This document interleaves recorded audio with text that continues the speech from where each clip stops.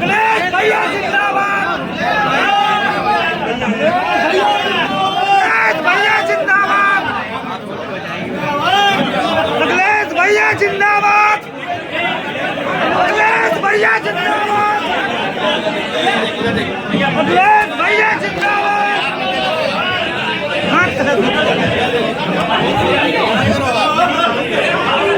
अखिलेश भैया जिंदाबाद। मैं अपने पत्रकार साथियों का धन्यवाद देता हूँ कि इस समय भी आपसे मुलाकात हो रही है और ये समाजवादी पार्टी के शिविर लोक जागरण कार्यक्रम लगातार इसी तरह चलते रहेंगे। कल शाहजहांपुर में था और आज खत्म हुआ है, हरदोई का आज शुरू हुआ है, कल खत्म हो जाएगा। थोड़ी ऊपर करो। मुझे उम्मीद है कि इन लोक जागरण कार्यक्रम के माध्यम से हमारे कार्यकर्ता जागरूक हो रहे हैं। कार्यकर्ताओं के सामने क्या चुनौती है, किन परिस्थितियों में किन चुनौतियों का मुकाबला करना है, उन तमाम चीज़ों को समाजवादी पार्टी के वरिष्ठ नेता कार्यकर्ताओं के बीच में पहुंचा रहे हैं। और मुझे उम्मीद है कि जो बदलाव हम 22 में चाहते थे, समाजवादी लोग उस बदलाव को नहीं कर पाए, लेकिन इस बार जब 24 का चुनाव चरम सीमा पर महंगाई, चरम सीमा पर बेरोजगारी, चरम सीमा पर अन्याय परिवर्तन होकर के रहेगा और इस बार हरदोई और मिश्रिक लोकसभा दोनों समाजवादी जीतने जा रही है। सर, जो गठबंधन बन रहा है उसको लेकर जो कांग्रेस और आपके बीच में जो तंगी आई है, अजय राय जी ने आज माफी मांगते हुए आप पर फिर हमला बोला है। उन्होंने कहा कि उन्होंने अपने पिता का सम्मान नहीं किया, तो वो हमारा क्या सम्मान करेगा? देखिए, बात पिता तक न पहुंची तो अच्छी बात है। और जो पत्रकार साथी हमसे पूछ रहे हैं ये सवाल, जो कोई भी आपके माध्यम से सुने कि अगर समाजवादियों का आजमगढ़ से कोई इमोशनल अटैचमेंट है तो किसी भी दूसरे दल को वो टिप्पणी नहीं करनी चाहिए। अगर दूसरे दल के नेता टिप्पणी कर रहे हैं तो इस बात के लिए तैयार होना चाहिए कि दूसरे दल के लोग भी टिप्पणी करेंगे। और जो जहाँ तक इंडिया गठबंधन की बात है, जिन लोगों के बारे में आप बात कर रहे हैं वो गठबंधन में कहीं उनकी कुर्सी तक नहीं थी जब इंडिया गठबंधन की बैठक हुई है। तो इंडिया गठबंधन एक अलग विषय है।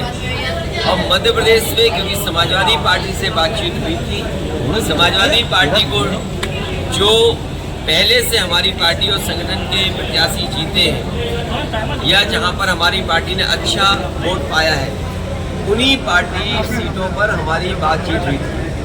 अब ये कांग्रेस बताएगी क्यों नहीं हुई, वो बात खत्म हो गई है। और मुझे उम्मीद है कि मध्य प्रदेश में समाजवादी पार्टी जिन सीटों पर लड़ी थी पहले, जहां पर पार्टी को वोट मिलेगा वही पार्टी लड़ेगी। सर, आपके गठबंधन के साथी नीतीश कुमार का ने एक बयान दिया, उन्होंने कहा है कि जब तक मैं जिंदा हूं बीजेपी के दोस्त हमारे रहेंगे।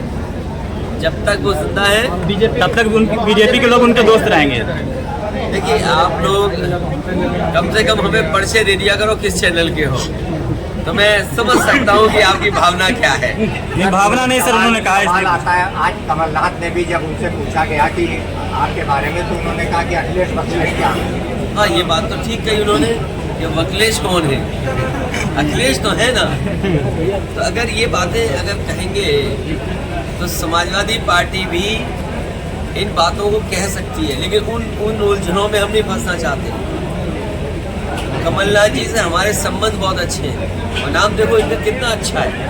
जिनके नाम में ही कमल हो, जिनके नाम में ही कमल हो, तो अखिलेश ही कहेंगे और क्या, अखिलेश तो नहीं कहेंगे ना। एक सवाल और है, स्मृति ईरानी ने आज एक पत्र लिखा जो अमेठी के तमाम रेलवे स्टेशन और हवाई अड्डा है उसके धार्मिक नाम करने। अरे बीजेपी से और क्या उम्मीद करोगे आप? हम सब व्रत पे हैं, बीजेपी स्वीकार ही नहीं करेगी। और बीजेपी जो करती है वो किसको नहीं पता है, ये कोई नई बात है, ये बीजेपी का तरीका है काम करने का। लेकिन अगर उनसे ये पूछो कि आज महंगाई बढ़ गई है, बेरोजगारी बढ़ गई है, बिजली का बिल आम आदमी नहीं दे पा रहा है, हरदोई में किसी किसान का अभी तक धान खरीदने का इंतजाम नहीं होगा, जो MSP है, जो मिलना चाहिए, वो तो सरकार नहीं दे पा रही है। और कहाँ सरकार सपना दिखा रही थी कि आय दोगुनी होगी किसान की। मैं अभी शाहजहाँपुर से चल के आया हूँ, लखनऊ से शाहजहाँपुर गया, डिवाइडर पे कोई नई व्यवस्था दिखाई दे रही है मुझे ट्रैफिक। शायद यहाँ भी सड़क पे वो ट्रैफिक की व्यवस्था देख रहे होंगे। तो सोचिए, अगर ट्रैफिक व्यवस्था का सब इंतजाम किसी के हाथ में चला जाएगा तो लोग मरेंगे कि नहीं मरेंगे? हरदोई में भी लोग मरे होंगे। सर, स्वामी प्रसाद मौर्य का एक बयान है हिंदू को लेकर, उन्होंने कहा ये भारतीय क्या कर रहे हैं, हम सब हिंदू हैं। इसका मतलब आप नीच और अधम है। हम भी हिंदू हैं। सर, उन्होंने कहा इसका मतलब नीच और अधम है। स्तर पर इस तरीके के कार्यक्रम कर रहे हैं तो क्या लाभ मिलेगा? ये देखिए, लाभ ये है कि हमारा कार्यकर्ता जागरूक है और उसको समझ में आना चाहिए कि बीजेपी के आने से बाबा साहब भीमराव अम्बेडकर जी का संविधान खत्म हो जाएगा। अभी आपने जिला पंचायत चुनाव देखे होंगे, MLC के चुनाव देखे होंगे। अब ये बात मुझसे मत पूछना कि सदस्यों को कैसे उन्होंने वोट ले लिया, BDC लोग कैसे वोट दे रहे थे, और किसी का पर्चा कैंसिल हुआ, किसी का पर्चा छीन लिया गया। और आपको याद होगा, लखीमपुर बगल का जिला है जहाँ पर एक माता और बहनें जब नॉमिनेशन के लिए गई, उनका पर्चा किस तरह खींच लिया गया, साड़ी और कपड़े फाड़ दिए। तो ये बीजेपी अगर आ गई तो बाबा साहब भीमराव अम्बेडकर जी का संविधान चला जाएगा।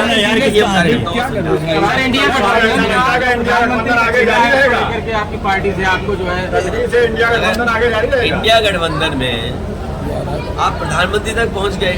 अभी हमारे पत्रकार आदि कुछ और पूछ रहे थे, मैं आपको बधाई देता हूं कि इंडिया गठबंधन का ही प्रधानमंत्री बनेगा।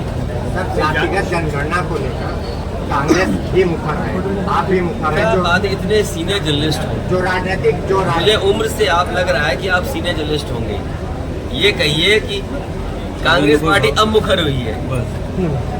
ये वही कांग्रेस पार्टी है जिसने जाति जनगणना के आंकड़े नहीं दिए, जाति जनगणना नहीं होने दिए।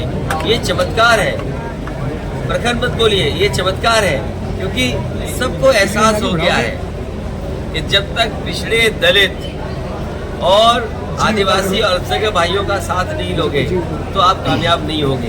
आपने नहीं देखा, प्रधानमंत्री जी खुद कहते हैं हम पिछड़े हैं। तो अगर पिछड़े, दलित और आदिवासी और अगड़े भी कुछ अगर जाति जनगणना मांग रहे हो तो इसमें क्या बात है?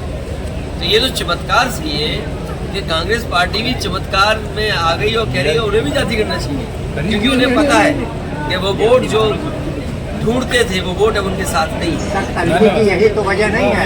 नहीं, तल्खी की वजह ये नहीं है। तल्खी की वजह मैंने आपको बता दिया कि अगर आजमगढ़ के साथ किसी पार्टी के लोगों का इमोशन है तो दूसरे पार्टी के लोगों को बड़ा सावधान होकर के बोलना चाहिए, क्योंकि अगर वो आजमगढ़ के लिए बोल रहे हैं तो उनके भी क्षेत्र हैं जिनसे उनका भी इमोशन है। अगर हम लोग इस तरह की टिप्पणी करेंगे तो आपके पास जवाब नहीं होगा। सर, OP राजभर का एक बयान आया है। कौन? ओम प्रकाश राजभर। याद है मैं वो पत्रकार भाई, अब उन्हें बता हाईलाइट को छोड़ो। स्वामी प्रसाद मौर्य हिंदुओं पे टिप्पणी करते अरे हैं, हम मंदिरों में हिंदू हैं कि जाते नहीं? हैं। हम 9 दिन का व्रत रखे हुए हैं। वही तो आप कैसे जनता को विश्वास दिलाएंगे? अरे जवाब चैनल चलाओ जाके जाओ।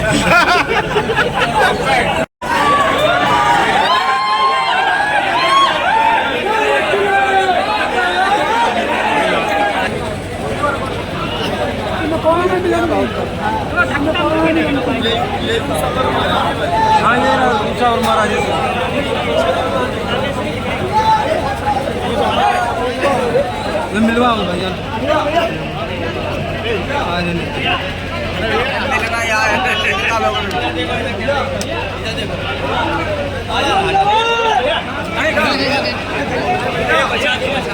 भैया भैया मस्कट में क्या कर रहे हैं? भैया हमारा काम भैया